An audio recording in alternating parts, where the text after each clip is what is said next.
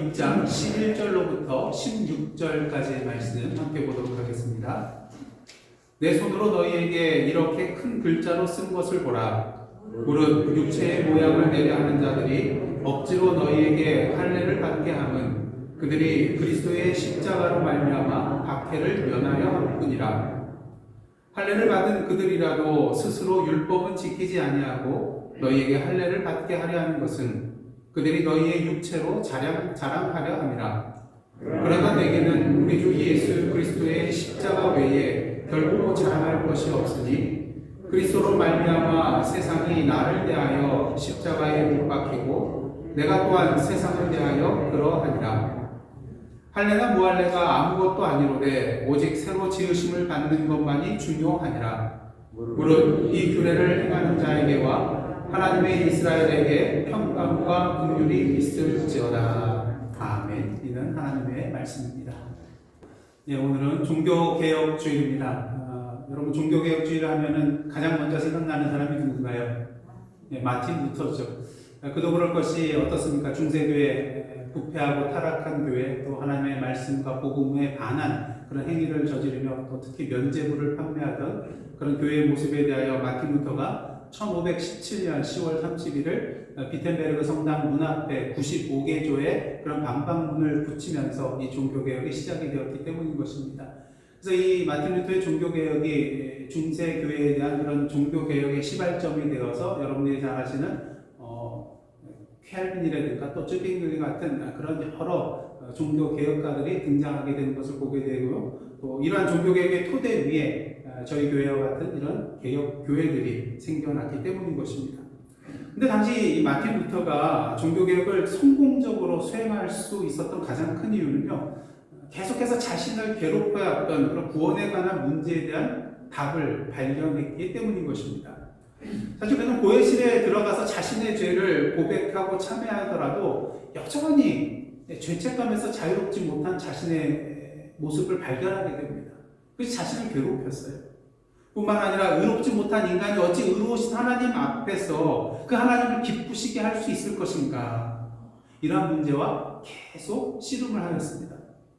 그 답을 찾기 위해서 계속해서 성경을 탐독하고 연구하였지만 오히려 하나님의 의라는 그런 구절이 나타날 때마다 참으로 극심한 고통을 겪게 되었습니다. 그러다 어느 날 그는 에라스무스의 그리스어 신약 성경에서 그 해답의 실마리를 찾게 되는데요. 바울 서신을 읽던 중에 의라는 그런 단어가 단지 의로운 상태만을 뜻하는 것이 아니라 또한 누군가를 의롭다고 선언하는 행위를 의미하기도 한다는 것을 발견하게 되었다는 것입니다. 그러나 하나님은 의로우신 그런 분이실 뿐만 아니라 죄인들에게 대하여 의를 선언하실 수 있는 분이라는 것을 여기서 발견하게 되었다는 것이죠. 그 의는 예수 그리스도를 믿는 모든 신자들에게 주시는 하나님의 선물이라는 것 또한 그는 발견하게 되었습니다. 그렇다면 이렇게 루터에게 깨달음을 준 성경 구절은 무엇일까요? 여러분들이 잘 아시는 로마서 1장 17절 말씀인데요. 한번 다 함께 공독하도록 하겠습니다. 시작. 복음에는 하나님의 의가 나타나서 믿음으로 믿음에 이르게 하나니 기록된 바 오직 의인은 믿음으로 말미암아 살리라 함과 같으니라. 의인은 무엇으로 말미암아 산다고요? 믿음으로 말미암아 산다는 것입니다. 사실 이 구절은 사도 바울이 독창적으로 만들어낸 것이 아니에요. 이미 구약 성경에 나와 있는 구절입니다. 어디에 있을까요? 하박국서 2장 4절에 보시면 오직 의인은 믿음으로 말미암아 산다는 그런 구절이 나와 있습니다. 그러게 사도 바울은 로마서 1장 17절뿐만 아니라 갈라디아서 3장 11절에서도 이 구절을 인용하고 있습니다. 제가 공독해 드리겠습니다. 또 하나님 앞에서 아무도 율법으로 말미암아 의롭게 되지 못할 것이 분명하니 이는 의인은 믿음으로 살리라 하였습니다. 자, 보통 세상에서 나는 의로운 사람입니다 이렇게 주장하려고 한다면 어떻게 해야 될까요? 나의 삶의 모습을 통하여, 나의 행위를 통하여 나의 의로움을 증명해 나가야 합니다. 하지만 루터가 발견한 의는요, 나의 옳은 행위를 통하여 증명해야 되는 의가 아니에요. 우리가 죄인임에도 불구하고 내가 비록 선한 일을 행한 것이 없다 할지라도 하나님께서 그리스도 안에서 의롭다 칭하여 주시는 의이기 때문인 것입니다. 나의 행위, 나의 의로 말미암은 것이 아니라 예수 그리스도를 믿음으로 말미암아 그 그리스도 안에서 의롭다 여김을 받고 구원을 받게 된다는 것이죠. 그러게 이것은 은혜입니다. 그러게 우리는 이를 향하여 기쁜 소식, 뭐라고 하죠? 복음이라고 말하는 것입니다. 그런 의미에서 우리는 루터의 종교개혁을 이렇게 표현할 수 있을 것입니다. 한번 다 따라해 보시길 바랍니다. 종교개혁은 복음의 재발견입니다. 뭔가 새로운 것을 발견했다는 것은 아닙니다. 원래의 복음을 다시 발견했다는 것이죠. 그렇게 종교개혁은 영어로 어떤 단어를 씁니까? 리포메이션이라는 그런 단어를 씁니다. 근데 여기서 리포메이션이라고 할 때 리폼이라는 말은 무엇입니까? 리라는 것은 다시 한다는 거잖아요. 폼은 무엇인가? 만든다, 형성한다, 뭐 이런 의미를 가지고 있습니다. 근데 중요한 것은 이전에 어떤 새로운 것을 만드는 것이 아니라는 것이죠. 다시 원래의 모양으로 만들어 간다는 것입니다. 이전에 잘못된 길에서 이제는 돌이켜서 다시 바른 길로 들어서는 것을 의미한다는 것이죠. 그런 의미에서 종교개혁은 다시 이렇게 표현할 수도 있을 것 같습니다. 한번 다 함께 따라 하시기 원합니다. 종교개혁은 다시 복음으로 돌아가는 것입니다. 다시 무엇으로 돌아간다고요? 복음으로 돌아가는 것. 이것이 바로 종교개혁이라는 것이죠. 변질되고 왜곡되어 있는 것은 잘못된 복음에서 원래의 복음으로 다시 돌아가는 것이 바로 종교개혁이라는 것입니다. 그런 의미에서 지금까지 우리가 나누었던 이 갈라디아서의 말씀, 한마디로 종교개혁의 말씀이라고도 표현할 수 있을 것입니다. 왜요? 사도 바울이 갈라디아 성도들에게 말하고자 하는 것이 무엇입니까? 주된 메시지가 무엇입니까? 다시 무엇으로 돌아가자는 거예요? 다시 복음으로 돌아가자는 것이잖아요. 그렇게 지금까지 저희는 갈라디아서 말씀을 어떤 주제로 표현하고 함께 나누었습니까? 다른 복음은 없나니. 오직 복음은 하나밖에 없기 때문이죠. 다른 복음이 있다면 그 복음은 거짓 복음이기 때문인 것입니다. 만약 우리가 다른 복음을 따르고 있다면 우리는 그 길에서 돌이켜 다시 원래의 복음으로 돌아가야만 하는 것입니다. 오늘 본문은요, 다음 주에 나눌 17절, 18절과 함께 갈라디아의 가장 마지막 그리고 결론에 해당되는 그런 부분이라고 할 수가 있겠습니다. 원래는 전체 말씀을 좀 함께 다루려고 하다가 17절, 18절 말씀이 또 저희들에게 아주 큰 은혜와 또 도전이 되는 말씀이기에 이 부분에 대해서는 저희가 다음 주에 다루도록 하겠습니다. 근데 이 갈라디아서 6장 11절부터 18절까지의 그 말씀이 갈라디아서의 결론에 해당되는 그런 말씀이기에 바울은 오늘 11절 말씀을 통해서 이러한 표현을 하고 있습니다. 11절 보시기를 원합니다. 내 손으로 너희에게 이렇게 큰 글자로 쓴 것을 보라. 자, 그러면 지금 내가 이렇게 큰 글자로 쓴다는 것은 그 이전의 구절들은 본인이 썼다는 거예요? 아니라는 거예요. 대필자가 사도 바울이 말하는 것을 받아서 적은 것입니다. 근데 이렇게 대필자를 통해서 서신을 쓰는 것은요, 그 당시 흔한 그런 일이었습니다. 그렇다고 왜 오늘 본문은 특별히 바울이 친필로 쓴 것일까요? 옛날에는 여러분들 어떤 편지를 보낼 때 보면 직접 쓰잖아요. 자필로 이렇게 써가지고 정성스럽게 해서 보냅니다. 근데 요새 문서들을 보낼 때 어떻습니까? 이메일로 보내기도 하고요. 또 중요한 그런 문서는 어떻습니까? 타자를 쳐가지고 컴퓨터로 쳐가지고 프린트 아웃 해가지고 그것을 보내는데 문제는 이 문서가 내가 작성한 것이라는 것을 증명할 방법이 뭐예요? 뭐 해야 됩니까? 사인하잖아요. 사인을 통해 가지고 이 문서가 내가 작성한 것을 증명합니다. 그래서 보면 여러분들 어떤 공문서나 이런 거 보면은 그 담당자의 사인이 꼭 들어가 있어요. 사인이 없는 것을 여러분들 일단 의심해 봐야 됩니다. 그런 면에서 오늘 바울이 친필로 썼다는 것은요, 이 편지가 자신이 쓴 편지라는 것을 증명하기 위함이라고 할 수도 있을 것입니다. 근데 또 한 가지의 큰 이유가 있는데, 중요한 이유가 있는데요. 그것은 갈라디아서 이 마지막 부분이 본 서신의 결론 부분이기 때문에, 중요한 내용이기 때문에 직접 친필로 썼다는 것입니다. 그리고 오늘 본문 내용을 보시면 사도 바울이 친필로 썼는데 어떻게 썼다고 해요? 큰 글자로 썼다고 그렇게 말을 하고 있는 것입니다.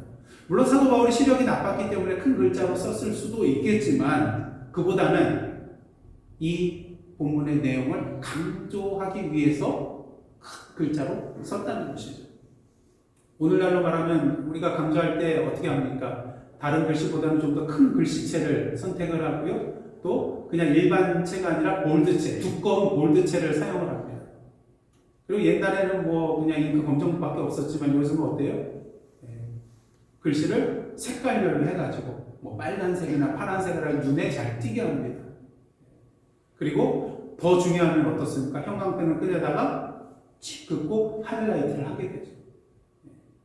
다른 글보다 이 글에 대해서 집중할 수 있도록, 또 다른 사람이 쉽게 발견할 수 있도록 그렇게 하는 것을 보게 됩니다. 왜?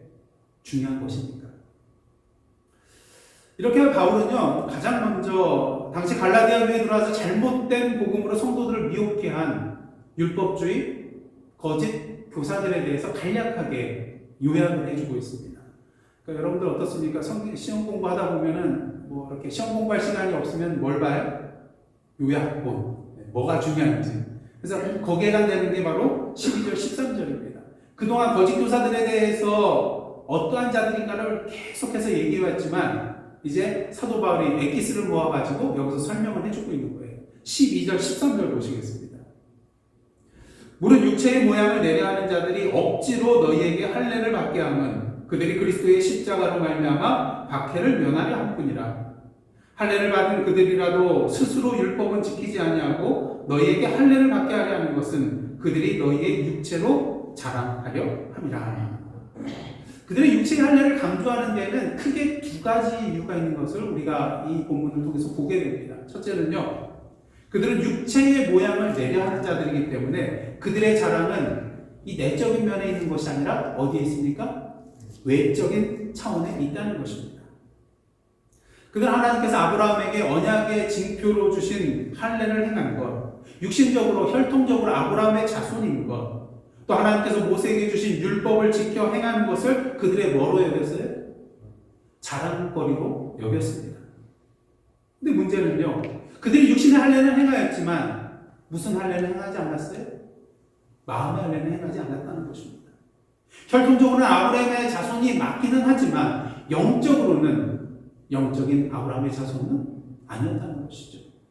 입술로는 율법을 지켜 행하라고 말하고는 하지만, 주장하고는 있지만 실제로 그들의 삶을 보면 꼭 그렇지도 않다는 것입니다. 그리고 그들은 갈라디아 성도들이 그리스도의 복음을 믿음으로 받아들이는 것과 아무런 상관없이 단지 그들의 율법으로 육신의 할례를 받게 함으로써 그들의 자랑거리로 삼으려 했다는 것입니다. 이는 마치 전도를 수십 명 해놓고 내가 이렇게 전도 왕이다, 전도 많이 했다. 근데 실제로는 이 사람들에게 제대로 된 복음도 전하지 않고 그들이 신앙생활 교회에서 잘할 수 있도록 돌봐주지도 않고, 다만 사람들 몇십 명 내가 데리고 왔다, 이것만 자랑하는 것과 마찬가지라는 것이죠. 여러분, 그리스도인들 중에 교회에서 중직을 맡은 것에 대해서 자랑하고요, 또 헌금을 내가 많이 하고 있다, 이런 것에 대해서 자랑하는 분이 있더라고요. 또 교회들 가는데 어떻습니까? 그 건물이 크고 화려한 것에 대해서, 세례교인 수가 많은 것에 대해서, 여러 복지시설들을 수차례 방문하면서 거기에서 선물을 쌓아놓고 사진 찍은 것을 자랑하는 교회들이 있다는 것입니다. 여러분 어떻습니까? 만일 직분은 받았지만 교회와 성도들을 제대로 섬기고 있지 않다면, 헌금만 하고 말씀과 기도와 찬양 생활을 하고 있지 않다면, 교회 건물이 비록 크고 화려하지만 예배 시간에 하나님의 인재의 은혜를 온전히 누리고 있지 못하다면, 세례교인 수가 많지만 그저 이슬만의 신앙 고백에 불과하다면, 선한 일을 많이 하기는 하지만 다른 사람들의 눈에 보이기 위한 그저 외식적인 차원의 선행이라면 어떻겠습니까? 과연 그 모든 자랑들에 대하여 참된 자랑이라고 말할 수 있겠습니까? 알맹이 없는 껍데기만의 자랑이라고 할 수가 있을 것입니다. 우리가 아무리 교회 출석 잘하고 선한 일을 많이 한다 할지라도 정작 우리 안에 예수 그리스도께서 계시지 않는다면, 아무리 선한 일을 한다 할지라도 그것이 우리 안에 내주하시는 성령님의 인도하신 가운데 행하는 것이 아니라 그저 인간적인 나를 드러내고자 하는 행위라면 그 모든 일들은 스스로의 힘과 능력으로 자신의 의를 쌓고 다른 사람에게 보이고자 하는 극히 인간적인 행위라고 할 수가 있을 것입니다. 이런 행위는 마치 예수께서 화 있을진저 외식하는 자여라고 저주하였던 예수님 당시 바리새인과 서기관들의 외식적인 모습이라고 할 수가 있을 것입니다. 그런 의미에서 이 시간 저와 여러분의 자랑거리는 무엇입니까? 바라는 그 자랑은 알맹이 없는 껍데기만의 화려한 외적인 자랑에 머무르는 자랑이 되지 않기를 간절히 원합니다. 그 다음 둘째로 이 율법주의자 거짓 교사들이 할례를 강조하는 이유는요, 그리스도의 십자가로 말미암아 박해를 면하기 위함이었습니다. 여러분, 만약 그들이 율법의 행위와 관계없이 오직 예수 그리스도의 십자가의 사건으로 말미암아 의롭다함을 받는다는 이 바울의 복음을 그대로 주장하고 전한다면 그들은 어떻게 되겠습니까? 사도 바울이 이 복음으로 말미암아 핍박받고 고난받은 것과 같은 동일한 박해를 받을 것이 뻔합니다. 그렇게 그들이 이러한 고난과 핍박받는 것을 피하기 위하여 무엇을 강조한 거예요? 그리스도의 십자가를 강조한 것이 아니라 할례의 행위를 강조하였다는 것입니다. 한마디로 십자가의 고난 없는 부활의 영광만을 누리고자 하는, 그리스도의 십자가의 고난에 대해 그 의미와 가치를 폄훼하고 무가치하게 만드는, 그렇게 갈라디아서 2장을 보면 사도 바울은 이러한 그들의 모습에 대하여 뭐라고 말하고 있습니까? 그리스도를 헛되이 죽으신 것으로 만드는 일이다. 그렇게 말하고 있는 것입니다. 여러분, 베드로를 보십시오. 항상 우리 신앙 고백의 답안지로 등장하는 것이 베드로의 신앙 고백입니다. 주는 그리스도시요 살아계신 하나님의 아들이십니다. 여러분들 세례를 받으실 때나 또 컨퍼메이션, 입교죠. 입교할 때에 그거를 하잖아요. 그래서 문답을 할 때에 이거는 꼭 빠지지 않고 등장하는 질문입니다. 주는 그리스도시요 살아계신 하나님의 아들이십니다. 그러게 예수님께서 칭찬해 주면서 뭐라고 합니까? 베드로에게 뭘 줘요? 무슨 열쇠 주세요? 천국의 열쇠를 주면서 네가 땅에서 무엇이든지 매면 하늘에서도 매일 것이요 무엇이든지 풀면 하늘에서도 풀릴 것이다. 이러한 복된 말씀을 듣게 됩니다. 하지만 예수께서 이어서 본인이 예루살렘으로 가서 모진 고난을 당하고 십자가에 달려 죽을 것이라는 그런 말씀을 해주셨을 때 베드로가 뭐라고 합니까? 예수를 붙들고 항변하면서 주여 그리 마옵소서, 이 일이 결코 주께 미치지 아니하리이다. 그래서 예수께서 베드로에게 뭐라고 말씀하십니까? 사탄아 내 뒤로 물러가라. 너는 나로 하여금 넘어지게 하는 자로다. 네가 아버지 하나님의 일을 생각하지 아니하고 도리어 사람의 일을 생각하는도다. 물론 베드로가 이렇게 말한 것은 예수님을 사랑하기 때문이죠. 하지만 베드로의 마음의 중심에 뭔가 또 있었음을 우리는 알아야 됩니다. 그것이 무엇일까? 예수께서는 지금 예루살렘으로 가시고 있는데 그 목적이 무엇입니까? 십자가의 고난을 당하시기 위해 예루살렘으로 가고 계셨어요. 그 예수님을 따라 예수님의 12제자들도 따라가고 있었습니다. 근데 그 도상에서 그들은 종종 다퉜어요. 뭐 때문에 다퉜습니까? 누가 더 높은가요? 이런 다툼을 한 이유는 무엇입니까? 제자들의 마음속에는 커다란 기대가 있었어요. 이렇게 기적을 행하시는 예수께서 이제 예루살렘으로 가시면 아마 로마의 압제로부터 이 나라를 다시 회복시켜 주실 것이다. 왕이 오를 것이다. 그러면 예수님의 제자인 우리를 어떻게 대할까요? 자리 하나씩 주실 것이지. 그런 마음을 품었다는 것이죠. 그러게 예루살렘으로 가기 전에 서열 정리를 해보자는 거예요. 누가 더 높으냐는 거예요. 누가 더 큰 자리를 차지할 자격이 있냐는 거예요. 다시 말해서 예수님의 제자들의 마음에는 주님과 함께 누릴 영광에 대한 생각으로 가득 있었다는 것입니다. 그러다 보니 예수님의 십자가의 고난과 죽음에 대해서는 상상조차 할 수 없었던 것이죠. 그도 그럴 것이 십자가의 자리는 영광의 자리가 아니잖아요. 저주의 자리잖아요. 당시 로마 문화에 있어서는 어떠한 자리입니까? 가장 수치스럽게 죽는 그런 죄인의 자리가 십자가였잖아요. 그러게 예수께서 잡히시던 날 밤 제자들은 모두 다 예수를 버리고 도망갔던 것입니다. 고난의 십자가의 길은 부담이 되거든요. 두렵거든요. 율법주의 교사들이 전하였던 복음, 겉으로는 그럴듯하고 뭔가 있어 보이지만 사실 그 안을 들여다보면 예수 그리스도의 십자가가 없는 복음이었음을 우리는 분명히 보게 됩니다.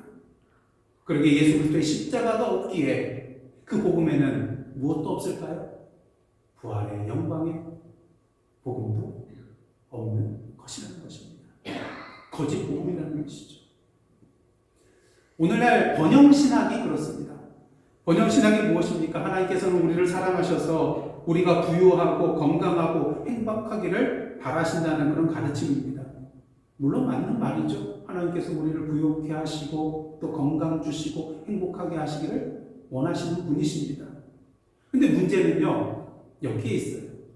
예수님만 믿으면 세상적으로 성공하고 물질적으로 풍요함을 누리고 육신적으로 건강하게 되고 모든 것이 다 잘 된다는 거예요. 그럴듯하고 귀에 솔깃합니다. 하지만 이런 번영신학의 내용대로라면 여러분 세상적으로 성공하지 못하고 세상적으로 물질적으로 풍요를 누리지 못하고 또 육신적으로 연약한 가운데 있는 사람은 믿음이 부족해서 그런 걸까요? 아니라는 것이죠. 물론 물질적으로 번영을 누리는 것 그 자체가 나쁜 것은 아닙니다. 하나님께서 필요에 따라 우리에게 물질을 주실 수 있기 때문인 것이죠. 다만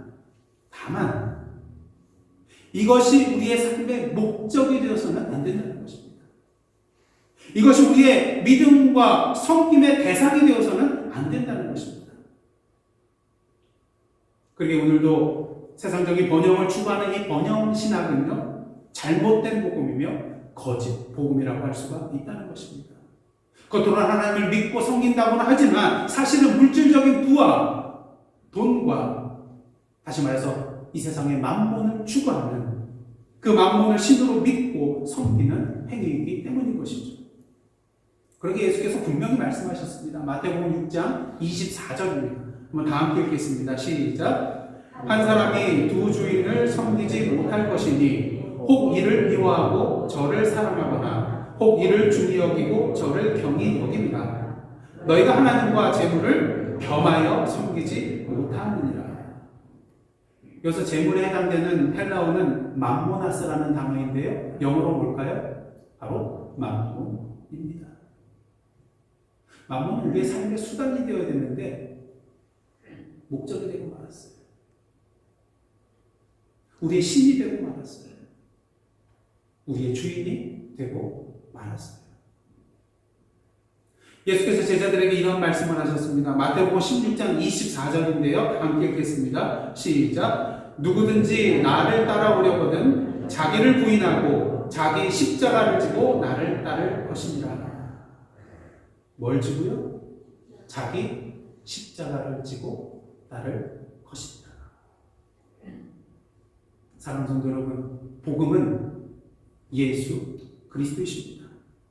만일 복음을 믿고 따른다고 하면서도 그 가운데 예수 그리스도의 십자가가 없다면 그 복음은 잘못된 복음이요 거짓 복음이라는 것을 우리는 분명히 알아야 한다는 것입니다. 그렇게 사도 바울은 오늘 본문을 통해서 분명히 말하고 있습니다. 14절입니다. 그러나 내게는 우리 주 예수 그리스도의 뭐 외에는요? 십자가 외에 결코 자랑할 것이 없으니 그리스도로 말미암아 세상이 나를 대하여 십자가에 못 박히고 내가 또한 세상을 대하여 그러하니라. 여러분, 자랑이란 무엇입니까? 자기 자신 또는 자기와 관계 깊은 사람이나 어떤 사물에 대해 그것에 대해서 훌륭하거나 좋다고 생각하는 것을 드러내어 말하는 것이 자랑입니다. 여러분, 시험을 봤는데 친구들이 다 60점 맞았어요. 근데 나만 90점 맞았어요. 참으로 뭐 할 만한 일이에요? 자랑할 만한 일이죠. 하지만 여러분, 그 시험의 통과 기준이 100점이라면 100점을 맞아야만이 그 시험에 통과한 것이 된다면 90점 맞은 것이 자랑할 만한 일인가요? 그렇지는 않다는 것이죠.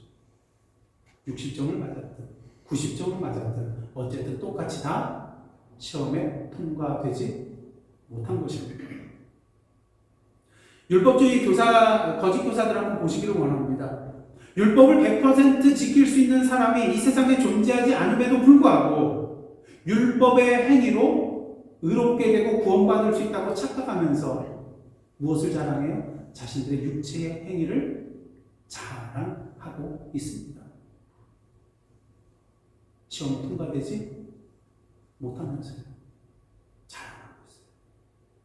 하지만 바울은 분명히 알고 있었습니다. 자신이 의롭다함을 받고 구원을 받게 된 것은 율법의 행위가 아니라 인간적인 자신의 의를 쌓았기 때문이 아니라 오직 예수 그리스도의 십자가의 은혜, 그 은혜로 말미암은 것이라는 것을 말합니다. 사실 바울처럼 자랑할 것이 많은 사람 찾아보기 힘듭니다. 8일 만에 할례를 받고요, 이스라엘 족속이요, 베냐민 지파요, 히브리인 중에 히브리인이요, 율법으로는 어떻습니까? 바리새인이요, 열심으로는 그리스도의 교회를 박해하고 율법의 의로는 흠이 없는 자가 바로 사도 바울이었어요. 자랑할 만합니다. 하지만 그는 이 모든 것을 뭐처럼 여겼다고요? 배설물처럼 여겼다는 거예요. 왜? 오직 예수 그리스도를 아는 지식이 가장 고상한 것, 가장 가치 있다는 것을 알았기 때문인 것입니다. 여러분, 보통 우리가 무엇인가를 자랑할 때는요, 자신에게 있어서 가장 가치 있고 가장 소중하고 중요한 것을 자랑하게 됩니다. 그럼 자신에게 있는 가치 없는 것 자랑한 적 있으세요? 없잖아요. 가장 가치, 가장 소중하고 귀한 것을 자랑하게 되어 있다는 것입니다. 그런 면에 있어서 여러분에게 있어서 가장 가치 있는 것은 무엇인가요? 가장 소중한 것은 무엇인가요? 바울에게 있어서 그것은 바로 예수 그리스도의 십자가였다는 것입니다. 왜요? 15절 말씀 다음 읽겠습니다. 15절입니다. 시작. 할례나 무할례가 아무것도 아니로되 오직 새로 지으심을 받는 것만이 중요하니라. 예수 그리스도의 십자가로 말미암아 새로 지으심을 받는 새 창조물이 되는 것이 가장 중요하고 가장 가치 있는 것임을 사도 바울은 알고 있었다는 것이죠. 그렇게 그는 이 복음을 자랑할 수밖에 없었던 거예요. 그러게 사도 바울은 이 복음에 대하여 자신의 목숨을 걸 수밖에 없었던 거예요. 그러게 그는 잘못된 거짓 복음에 흔들리고 있는 갈라디아 성도들을 그대로 내버려 둘 수 없었던 것입니다. 그들을 향하여 편지를 쓸 수밖에 없었습니다. 다시 복음이 무엇인지 그들에게 알려주어야만 했습니다. 그 놀라운 다시 원래의 복음의 자리로 돌아오도록 해야만 했기 때문인 것이죠. 그러게 그는 16절을 통하여서 이러한 말을 하고 있습니다. 다 함께 읽겠습니다. 시작. 무릇 이 규례를 행하는 자에게와 하나님의 이스라엘에게 평강과 긍휼이 있을지어다. 이 말씀에 의하면 하나님의 평강과 긍휼을 누리는 자는 어떤 자입니까? 이 규례를 행하는 자예요. 그럼 이 규례는 무엇을 말하는 것일까? 이 규례를 행한다는 것은 무엇을 말하는 것일까? 이것은 율법을 행하는 자를 말하는 것이 아니고요.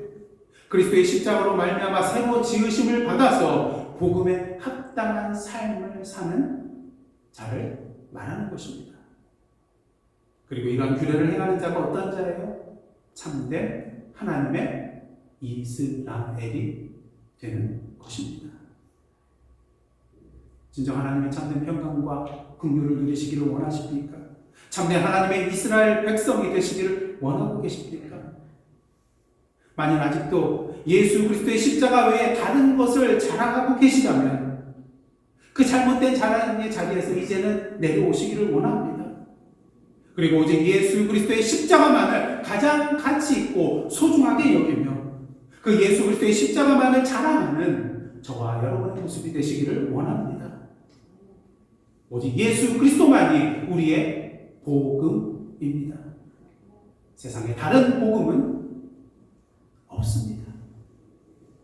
다른 복음은 절대로 없습니다. 그러게 오늘도 복음의 삶을 살기를 원하십니까? 오직 예수 그리스도만 믿으시기를 원합니다. 오직 그 십자가의 은혜만을 바라보시기를 원합니다. 오직 그 말씀 가운데 굳게 서서 그 말씀 가운데 살아가시기를 원합니다. 오직 믿음으로, 오직 은혜로, 오직 말씀으로. 이것이 바로 오늘 우리가 살아가야 할 복음의 삶입니다. 사랑하는 예사랑 성도 여러분, 종교개혁주의를 맞아요. 그저 1년에 한 번 돌아오는 종교적인 그러한 절기로 지나가시는 것이 아니라 종교개혁주의를 맞아요. 우리 다시 함께 복음으로 돌아갑시다. 기도하시겠습니다. 하나님, 다시 복음으로 돌아가는 저희들의 삶 되게 하여 주옵소서. 하나님, 오직 믿음으로, 오직 은혜로, 오직 말씀으로 살아가는 저희들의 삶 되게 하여 주옵소서. 그리하여 사도 바울의 자랑이 바로 우리의 자랑이 되게 하여 주옵소서. 예수님의 이름으로 기도드리옵나이다. 아멘. 이제는 우리 구주 예수 그리스도의 은혜와 하나님 아버지의 크신 사랑과 성령님의 감동과 교제케 하시는 역사가 오늘 이 시간 종교개혁주의를 맞이하여 사도 바울과 같이 오늘도 우리의 육신의 행함을 자랑하는 것이 아니라 오직 예수 그리스도의 십자가만을 자랑하며 참된 복음의 삶을 살아가기로 결단하며 나아가는 하나님의 백성들과 그 삶의 터전 위에 나라와 민족과 이 미국 땅과 선교지와 오늘도 주님의 손길을 필요하는 주님의 변화의 역사를 간구하는 온 땅 위에 이제부터 영원토록 함께 계시옵기를 간절히 축원하옵나이다. 아멘.